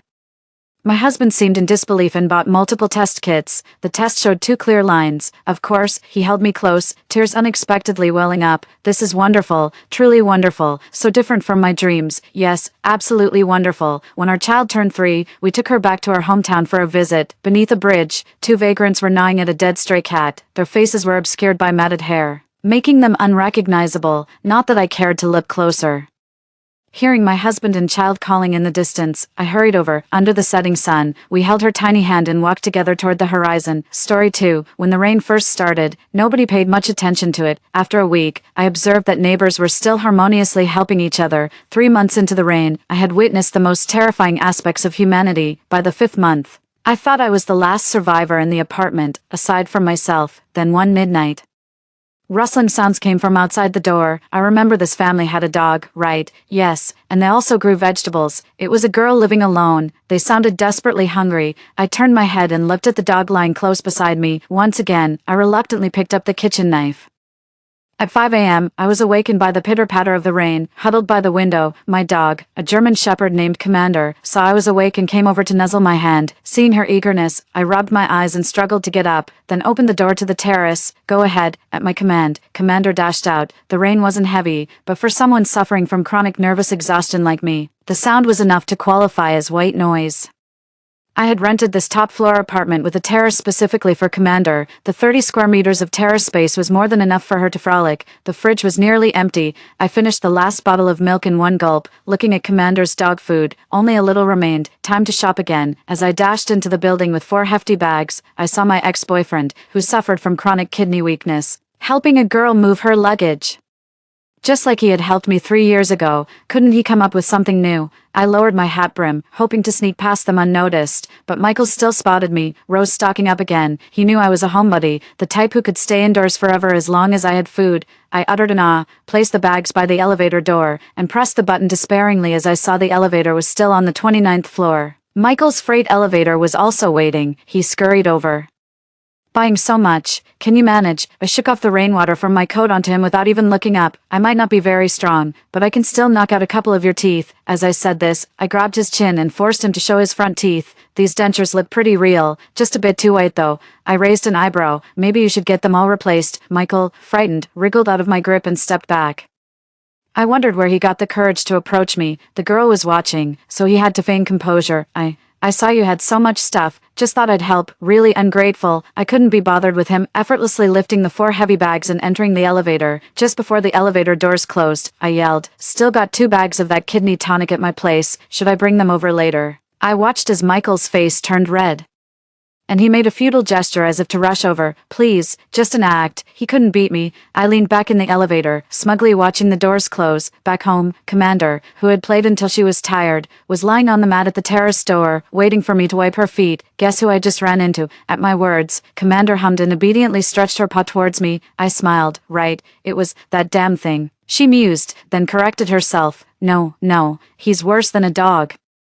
The Commander's throat began to rumble with a purring sound. I knew he understood, even though he had been with Michael for over 2 years. When that man started hitting me, the Commander didn't hesitate to attack. He bit a large hole in Michael's calf. As I petted the dog, I glanced casually outside. The rain was still falling. In my life, I hate domestic abusers the most. When I was 15, after my mother was severely injured by my father, I used the evidence I had gathered over more than a year to successfully put my father in jail, but 3 years later, my mother still left me, so as I grew up, I trained relentlessly, fighting, sanda, boxing, judo, taekwondo, karate. I mastered them all. Michael became the first to face the consequences. When his slap landed on my face, I was stunned. I couldn't believe that the man who had been so attentive and caring for 2 years could hit me before he could strike a second time.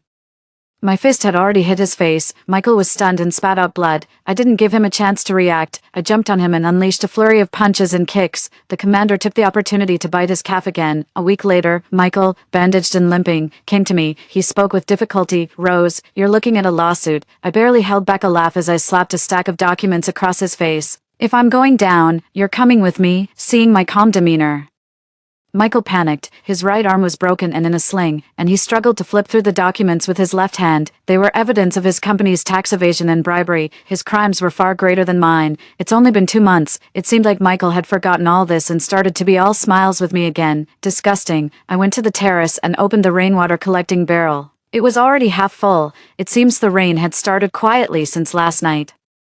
Just then, a voice called from nearby, "Rose, watering the plants." It was the grandma from across the hall. Our apartment building had 29 floors, with about a dozen units per floor, but only the units on the east side had terraces. Grandma and I had the east-facing units. Our terraces only 3 or 4 meters apart. Yes, Grandma. it's raining, so I'm watering the plants, that's right. Rainwater is best for the plants. After saying this, Grandma went back to her garden. She had turned her entire 30 square meters of terrace into a vegetable garden. Unlike me, I only had plants around the edges. To let the commander play, I installed an aluminum rain shelter on the terrace, which not only sheltered from rain but also from the sun. The rain shelter had a water tank, and the water was supposed to go straight down the drain pipe, but to water my plants, I had redirected it into a 500L barrel. After a while, Grandma popped her head out again, holding 2 large purple eggplants. Rose, look how well these big eggplants are growing. I'll leave them at your door later. Make sure to pick them up. All right, thanks, Grandma. Come inside. It's starting to pour. As we spoke, the rain intensified. Grandma waved her hand, hunched over with a bag of vegetables, and went back inside. Her patio was open to the sky, as Grandma believed that plants weren't so delicate and thrived best under the natural sunlight and rain. I returned home and turned on my cell phone. The hot news was still about the flooding disasters in the south, with villages swept away by the floods and people left homeless. As I scrolled down, a less noticeable news item caught my attention. Due to heavy rains, extensive agricultural fields in cities M, C, B, A, and others have been flooded, with farmers guarding their wheat fields waiting for rescue teams. A chill ran through me. The Northeast, has it started there too? This is not normal. City J, in the north, is a small city situated on high ground. Flooding is rare in the northeast, and people here do not fear heavy rain. Everyone tends to believe that the floods won't reach us. I thought the same. Despite wearing earplugs, I did not sleep well that night. The next morning, as usual, I groggily opened the door to the patio. Go ahead. This time, my dog Commander didn't rush out but hesitated, pacing on the spot. It was then that I fully opened my sleepy eyes and noticed that the patio had accumulated a layer of water. Looking to the left, I saw that the rainwater barrel was full and had overflowed. The drainage holes in the corner were also clogged with leaves and debris. It seemed the rain hadn't stopped all night. It's okay, no rush, I reassured Commander and stepped out in my slippers. After clearing the 2 drains, the water, which was less than 10 centimeters high, quickly drained away. The patio could at most accumulate 10 centimeters of water. Any more than that would just flow over the railing. Come on out, I waved to Commander, who eagerly dashed out to his little toilet. I then glanced at the neighboring patio. Grandma had already covered the vegetable garden with a plastic tarp, knowing that the rain wasn't stopping anytime soon. Without cover, the vegetables might rot. I leaned over the railing for a closer look. Fortunately, there was no water accumulated on the ground of the complex. It seemed that after 2 days of rain, the drainage system in City J was still holding up. But what if the rain doesn't stop? I went inside to find my phone and quickly searched for news from other countries. As expected, it was raining all over the world. I figured the World Meteorological Organization must be overwhelmed by now. Commander, do you think the rain will stop today? After doing his business, he ran back inside, not playing outside but instead snuggling with me on the couch. Quite unusual. Hearing my question, Commander hummed softly and rested his head on my knee. He looked listless. They say animals have a sense of nature. My smart Commander seems to think the rain won't stop today. I need to stock up on more supplies, not just for myself but for my dog too. Although I had just been to the supermarket yesterday, I felt that what I bought wasn't enough. If the city's drainage system fails and the streets flood, we'll be without water and electricity within a week. In 15 to 30 days, there will be widespread food shortages. If the rain doesn't stop, I didn't dare to think further, and quickly logged onto an online store to order a 500-liter water storage barrel. Next, a cartridge stove, gas canisters, alcohol blocks, vacuum bags. I bought everything. Vacuum sealers, hand crank flashlights, dog food, dog treats, dog toys, compressed biscuits, instant noodles, powdered milk, and various canned goods. That's all I could think of for now, mainly because my bank account balance isn't looking too great. It was getting dark. After the 10 barrels of water I ordered were delivered, I decided to head out again. This time, I skipped the supermarket on the first floor of the apartment. Instead, I went to the largest shopping mall in J City. Since I have a vegetable garden at home, I didn't buy much food. I focused more on dog food, daily necessities, and things like sanitary pads. I pushed 2 fully loaded shopping carts to the cashier. Then, I took out 2 oversized burlap sacks I had brought. Time to check out. People around me stared as if they'd seen a ghost. I didn't care. With supplies at home, there's no need to panic. Dragging the 2 sacks, I found myself inexplicably stopping in front of a Decathlon store. I went in and then came out. No, I had 2 extra large backpacks on me. Coming out, I regretted it. My account only had 25,000 left, and I had just spent 10,000 on 2 inflatable rafts. Crazy. To avoid drawing attention, I deliberately used the elevator from the underground parking garage of the apartment building. Unfortunately, the elevator stopped on the first floor. Hey, it was my ex-boyfriend, again. I swear he must be camping out at the apartment entrance, waiting to help new single women move in. Michael was also stunned, mainly because I looked so bizarre right now.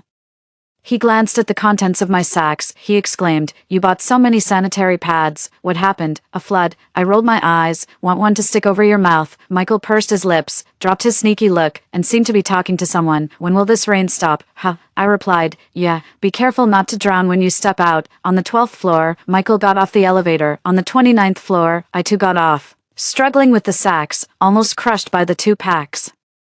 "Commander, open up." As soon as my voice sounded, the door to 2901 clicked open. A furry head peeked out. Good boy, good boy." After putting down the things and locking the door, I collapsed on the sofa, thinking about what else I might need. I just fell asleep. On the 3rd day, it was still raining. The first thing I did when I woke up was check the weather forecast. For the next week, it would be light rain, heavy rain, light rain, heavy rain, heavy rain, heavy rain. The Meteorological Bureau had also issued a yellow warning for severe rain. Barefoot, I rushed to the balcony and peered over the railing. Commander got a fright and ran out onto the balcony, ignoring the puddles. Through the rain mist, my vision was blurry, but I could still tell that there was no dry spot left on the streets. The drainage couldn't keep up with the downpour. In the afternoon, the items I ordered online arrived. By the 4th day, the streets began to flood, and the number of people and cars started to decrease. On the 5th day, not just in J-City, but a national red alert for torrential rain was issued. This meant that within a day, the water level would rise nearly a meter. On the 6th day, the streets became crowded again. People finally realized the crisis and began to venture out to stock up on supplies, undeterred by the knee-deep floodwaters. Frantically loading things into the car, the rainy night was chilly. So I closed the door to the balcony. I watched as the dog quietly ate his food, seemingly unaffected by the hustle and bustle outside. As if it didn't concern us, I had stockpiled enough dog food to last half a year. Surely the rain will stop by then. On the 7th day, I checked the residents' group chat. It presented a warm and harmonious scene. "Does anyone have some rice they can sell me? I can spare half a bag for free. Just come to 701 to pick it up, haha. Thank you. Much appreciated. I've made braised pork and shrimp in oil. Anyone who hasn't eaten, come down for some. Much love. Thank you, everyone. No need to panic. The rain will probably stop in another 3 days. The country won't let us starve. No need to risk going out to buy supplies. God bless. Let the rain stop soon." I quietly turned off my phone. A sense of unease lingered in my heart. 3 days later, the rain had not stopped. The first floor of the apartment was completely flooded. I heard that some people from the first floor left overnight, not knowing if they could find a safe place. The rest either sought help from those on higher floors or slept in the stairwells. If the rain continued, as the water rose, the residents on the lower floors would have to keep moving up. Then my 29th floor wouldn't be safe either. No one responded to requests for food in the group. At that moment, the supermarket owner on the first floor spoke up. "Look, we're all neighbors here, and I still have a lot of food, but given the circumstances, I can't sell it at the usual prices. If you're interested in buying, message me privately." His message set the group ablaze. It seemed there were quite a few people short on supplies. I remembered that 3 nights ago the supermarket had closed early, and the owner said he wouldn't sell anything. It appeared he had moved all the stock to his own place on the 15th floor. He was just waiting for this moment. No one was being generous anymore, and he could now sell his goods at a high price, as much as he wanted. He could even set up an auction, with the highest bidder winning, and then he could call it neighborly help. I put down my phone, turning away. I took out the last bag of sweet rice dumplings from the fridge. I knew that if the rain didn't stop soon, we'd lose power. By then, all the frozen food would go to waste. That's why I hadn't stockpiled much frozen food to begin with, and these past few days, I'd been eating from the freezer first. No, all that was left was this bag of dumplings, half a bag tonight, the other half tomorrow. Perfect, just as I finished cooking the dumplings. The dog suddenly perked up his ears and trotted to the front door. Sure enough, the doorbell rang. Holding the dumplings, I peered through the peephole to see my ex-boyfriend, who was still alive, standing outside, in the middle of the night. "What do you want?" Through the security chain, I spoke without much patience. He leaned in close, whispering as if he were a thief. "Rose, I know you've stockpiled a lot of food. Can you sell me some? I've got dog food left. Want a bowl?" I casually took a bite of my dumpling. Ouch, that's hot. Michael stared at my dumpling, clearly swallowing his saliva. I knew Michael had no food at home because he never cooked. He always relied on takeout or eating out. He had the money for it. But now, there were no restaurants open. "Rose, stop joking. I'm serious," Michael pleaded. "Come on, we were together for 2 years. Get lost. You can go to the 15th floor and buy from the supermarket owner." Darn. Guess how much he's selling a box of instant noodles for? How much? I asked curiously, lifting my head. Michael held up 2 fingers. 200. What? That really shocked me. After slurping up the last drop of soup, I burped at Michael. Well, you've got money anyway. Then I closed the door forcefully. I knew he would buy it. Michael just wanted to get food from me with the least amount of money. His dignity and face didn't matter to him. No, he had no dignity at all.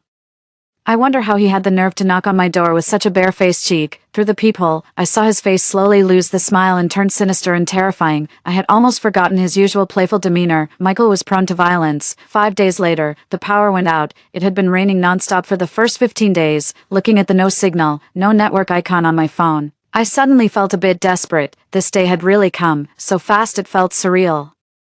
I remember the news from yesterday. They were still trying to rescue the capital and other places. It seems our small town was truly forgotten. Turning my head, I saw the commander playing with a ball on the terrace. I gathered my emotions and played with it for a while. Then, that familiar voice rang out again. Rose, do you still have enough food? Suddenly I felt like crying, and when I turned around, my eyes were involuntarily filled with tears. It was so good to hear my grandmother's voice again. There's enough, Grandma. Let me know if you need anything. I'll bring it to you. I have more vegetables than you, Grandma said proudly as she pointed around her garden, then instructed, but don't go out. It's chaotic in the building recently. I nodded vigorously. Okay, Grandma, take care of yourself. The rain will stop. Grandma turned her back, waved her hand, and went inside. I think Grandma wasn't afraid. Though she was not tall and quite thin, she was an incredibly resilient person. I never asked her why she lived alone here, why she stayed on the top floor, why her children didn't visit her. Actually, we hardly ever spoke. Grandma would just often leave a bag of vegetables at my door and ring the bell. By the time I went out to pick it up, she would have already gone back inside. Grandma was still here. The commander was still here. Suddenly, I wasn't so scared anymore.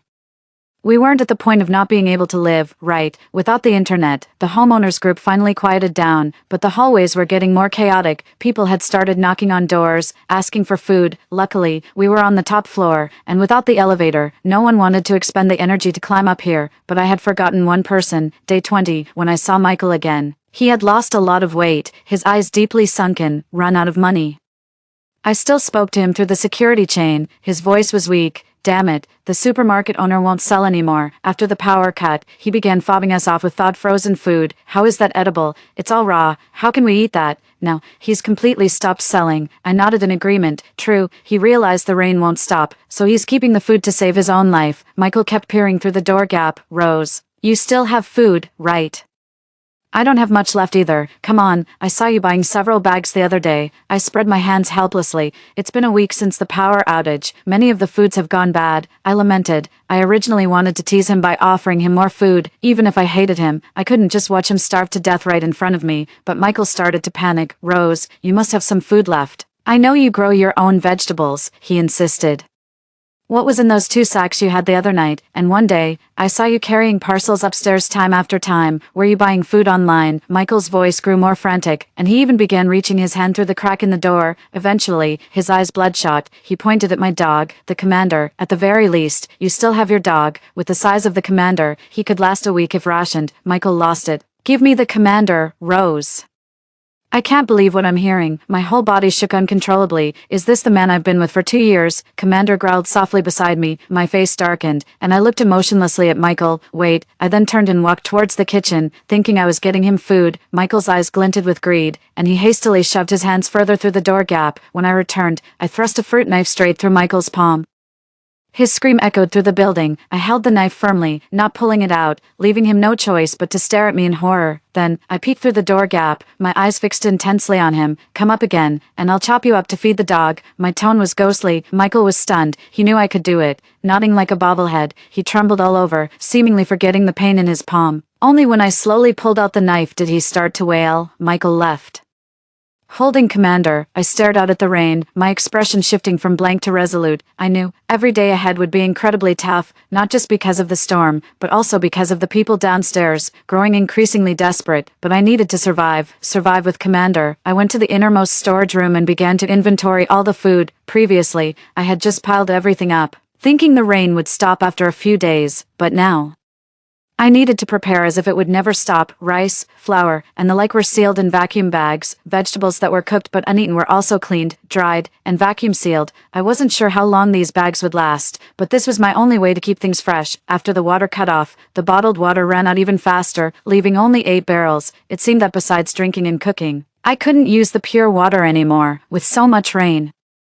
Boiling it for washing and cleaning was entirely feasible. I spent the afternoon busy. Finally, I arranged the food according to its expiration date. Starting from the front, there was enough to last me a year, but Commander's dog food would only last 6 months. Together, we might barely make it 10 months, with the rain increasing by half a meter daily, rising 15 meters a month, in less than 6 months. The entire building would be submerged. By then, I couldn't afford to think that far ahead. To live one day was a victory. After tallying up the food, I began searching through every nook and cranny for weapons. Then, someone else came knocking, 2 men in their 40s, begging for food as soon as they spoke. It looked like Michael had spread the word about my supplies. No, I replied coldly. The man behind grew impatient. Why waste time talking? Just break in. As he spoke, both men began to ram the door. The so-called anti-theft chain was nothing more than a decoration. It was knocked off in an instant. I took 2 steps back and held the dagger horizontally across my chest, assuming a defensive stance. Well, the little girl has some training. Ha! The tall man, with a look of determination, came at me wielding a wooden stick. After a brief exchange, I reached a conclusion. He was a paper tiger, with the commander restraining another one. I had an easier time fighting. Soon, the tall man's body was covered with countless cuts. He probably didn't even realize it as he continued to swing his stick aimlessly, until his companion shouted, "Ryan, you're covered in blood." The man stopped, glanced over his body, and just collapsed to the ground. The cuts weren't large, but they were deep, every stab aimed at arteries, each one potentially fatal if not quickly stanched. At that moment, more people appeared at the door, 5 in total, both men and women. I quickly assessed the situation, wondering how I would handle it if they all attacked at once. Could I overpower them? Could I bring myself to deal lethal blows? By then, the blood-covered man had been dragged to the doorway by his companion, who was also in bad shape, having been bitten several times by the commander. The sight froze the group outside, ignoring the blood on my face. I held up the still dripping dagger with one hand and gripped the charging commander with the other, giving the newcomers a cold stare. "Can I help you?" Clearly intimidated by my appearance, the group at the door scattered. I shut the door, my legs gave out, and I knelt on the ground. The spots where the stick had hit me started to hurt. It was a relief. These people had just come to try their luck for food, not to rob violently, but I knew it was only because they were not desperate yet, and today was just the beginning for me. After cleaning up the blood inside, I continued to work on my self-defense weapons. A baseball bat, which I had adorned with nails of various lengths, had turned into a spiked club. I tested its weight in my hands. It felt good. Commander watched me, head tilted to one side. I gripped the spiked club in one hand and rubbed his head with the other. "Don't worry, I'll protect you." Day 30. The water had already risen above the 5th floor. I didn't know how many people were left in the building, only that fewer were coming to my door. Because each time they came, they left with injuries, empty-handed. Barely alive, Michael hadn't shown up. I wondered if he had starved to death, and I wasn't much better off. My body was covered in large bruises, and my face had been slashed, nearly disfiguring me. Commander's hind leg was injured by a blunt hit, leaving him limping, but none of that mattered, as long as the 2 of us were still alive. Now, the air was filled with the smell of sewage and decay. Each breath I took made me want to retch. The nights without electricity were especially quiet. Pitch black, unable to do anything, but tonight, there was movement in the hallway. The moment they reached the 29th floor, Commander sensed it. I quickly lit 2 candles and placed them up high. Then, another alcohol block was lit to boil water. Next, I stood guard cautiously at the door with the commander, waiting for their next move. Their footsteps were light, but there were many of them, looking through the peephole. All I saw was darkness. Why were they moving in the dark without any lights? Then, the footsteps stopped right at my door. Again, before I could think further, a loud bang sounded. I didn't give them a second chance to smash the door. I quickly opened it myself. Before they could react, I hurled a basin of boiling water at them. Amidst their screams, I had already grabbed my spiked club. Illuminated by the candlelight, I swung mercilessly. Despite their numbers, the doorway was narrow. I stood at the entrance, knocking down anyone who approached. The commander helped me by sneaking in attacks from below. They were trespassing, weren't they? I was acting in self-defense, right? I had rehearsed this scenario countless times in my mind. In recent days, the sounds of doors being smashed, cries of pain, and calls for help echoed through the apartment from bottom to top. I couldn't save anyone. I could barely protect myself. I knew what humans could do when extremely hungry, and I was prepared for the day it would be my turn. Seeing their night vision goggles, I remembered that Michael's company developed these. Of course, behind the group, I saw the ferocious face of Michael. After I stabbed his palm that day, he had been plotting this moment, telling everyone I had food, rallying people. He laid low for many days, preparing to deliver a fatal blow. Poor Michael, you underestimated the vigilance of a woman who had lived alone for years. I slammed the club into the last man's leg, my eyes bloodshot as I fixed my gaze on Michael. I just watched him, then stepped on the thigh of the man on the ground. With a fierce pull, I yanked the spiked club out, splattering his face with blood. Michael trembled on the ground, his groin damp. His men were all down. Then he shakily pulled out a dagger, waving it aimlessly in front of his chest, muttering incoherently. I laughed. That pathetic knife was nothing compared to my club. With a backhand swing, his knife flew out of the window in a parabolic arc. Aren't you dead yet? I used the baseball bat to lift Michael's chin. Looking down on him, he seemed plumper than the last time I saw him. As Michael regained his senses, he started to kneel and beg for mercy. Rose, I'm sorry. I was wrong. I have food. I'll give it all to you. I won't come up here again. I won't bother you again, Rose. Before he could finish, I swung the bat down. He screamed like a pig being slaughtered. Hearing you call me Rose makes me want to vomit. After that, I pulled the spiked club out of his leg and used my shirt to wipe the blood off my face. At that moment, the door across the hall opened. Grandma looked at me, then at the chaos all around. She only said one thing. Rose, do we have enough food?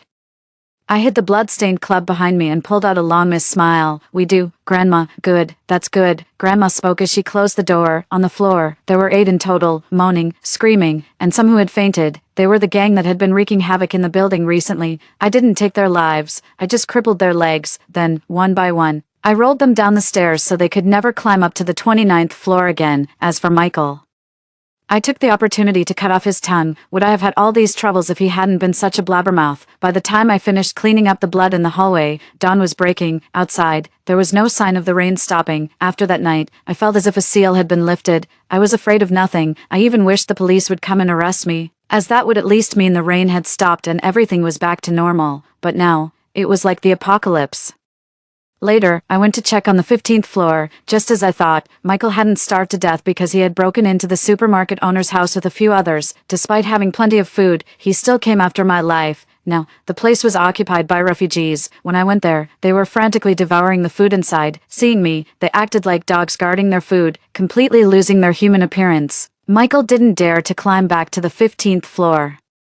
Those people would have devoured him, starving and losing too much blood. He died in the corridor within a few days. In the following month, the building was significantly quieter. One reason was that Michael's gang was dead. Another was that there weren't many people left alive. But sometimes, the evil you can see is the most terrifying. I wonder how many demons are still lurking in this apartment building. By the 3rd month, the floodwaters had risen above the 15th floor. Strangely, it was already October, but the temperature hadn't dropped. It felt just like it did in July when the rain first started. Though the temperature hadn't changed, there wasn't much left in the vegetable garden. Even with a rain shelter, the persistent humidity was too much. The soil never dried out, and the vegetables were always rotting. Now, my worry wasn't about food. It was about what to do when the water reached the 29th floor with the commander and I really have to escape in a kayak.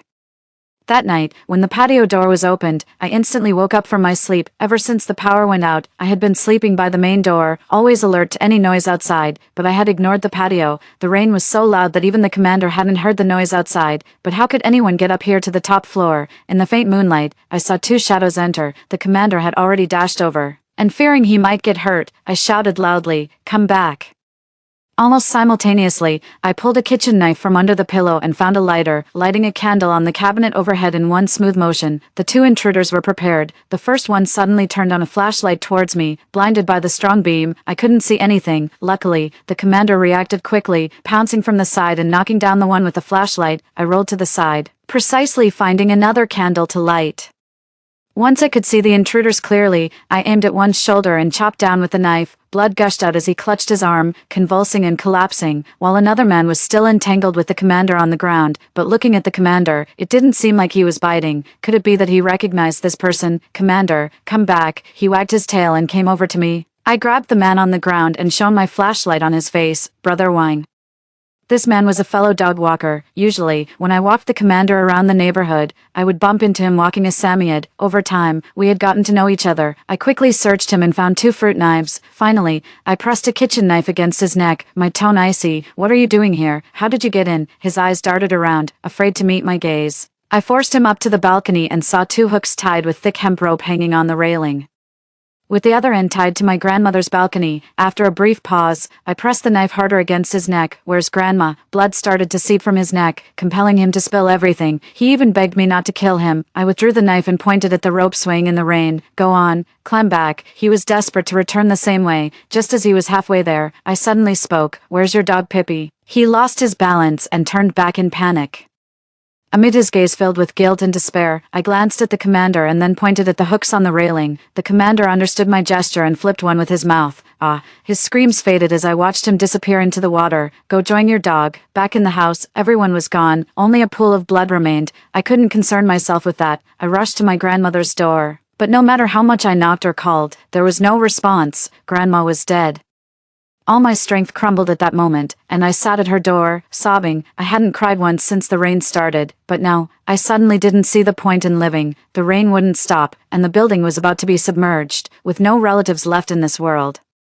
What was I still holding on for? Suddenly, something warm rubbed against my arm. I looked up, and it was the commander. The 2 of us just sat there, leaning against Grandma's door until dawn. When I first adopted the commander, he was only 5 months old. He had been abandoned after his vocal cords were cut, so my commander couldn't bark, he couldn't make a sound. He was already so pitiful, I couldn't let him lose me too. Just like that, we made it through another 2 months.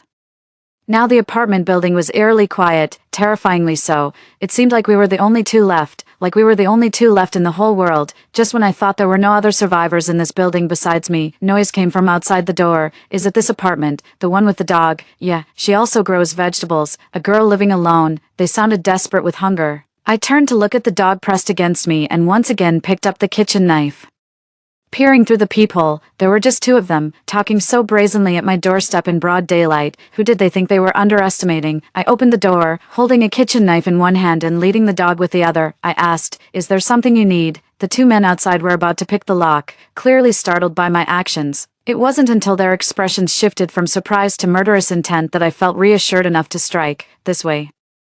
I felt no guilt. These 2 knew I had a dog and they came prepared, but it was useless. In the end, it was still me and the dog that survived. The building was indeed empty. They must have drifted over from somewhere else. After all, as the water level rises, there are fewer obstacles. At that thought, I suddenly saw a glimmer of hope. I quickly ran out. Sure enough, at last, outside the window of room 2605, I found a small wooden boat. They had come over in this. I was overjoyed.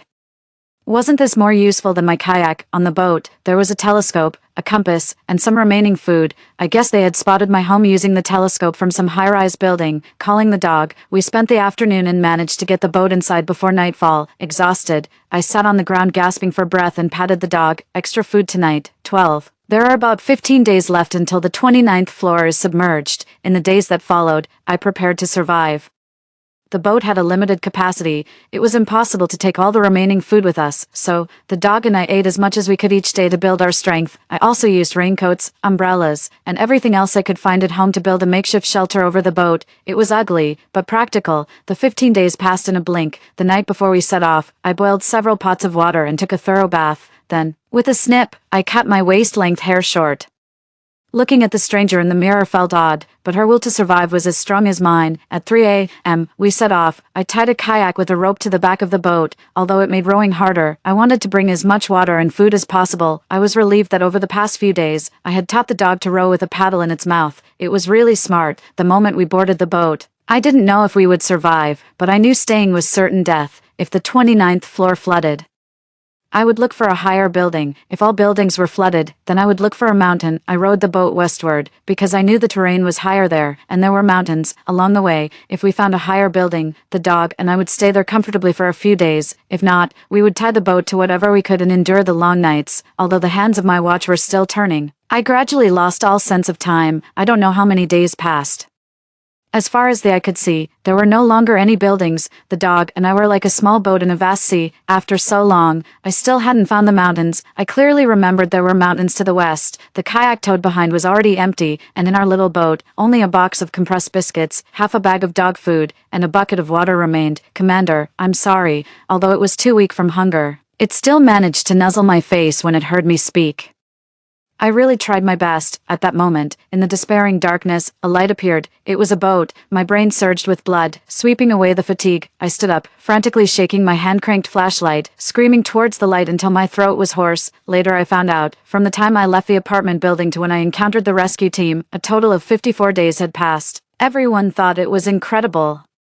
I had managed to drift on the water for nearly 2 months with a dog. When I reached the survivor base on the mountaintop, tears streamed down my face. People, oh, it had been so long since I had seen so many people, even though the rain hadn't stopped, despite the possibility that one day this place might be submerged. For now, I am alive, so is the commander. Both of us are alive. They say I'm truly fortunate. Am I fortunate? I just happen to have an abusive father, which forced me to master self-defense skills. I just happened to be alone in this world, possessing a heightened sense of vigilance compared to the average person. I just happened to be extremely insecure, prompting me to stockpile a vast amount of supplies in preparation for the worst. I just happened to have a dog, which is why I have a rooftop house where I can grow vegetables. I am well aware that it was the hardships I faced that saved me. It was the commander who saved me.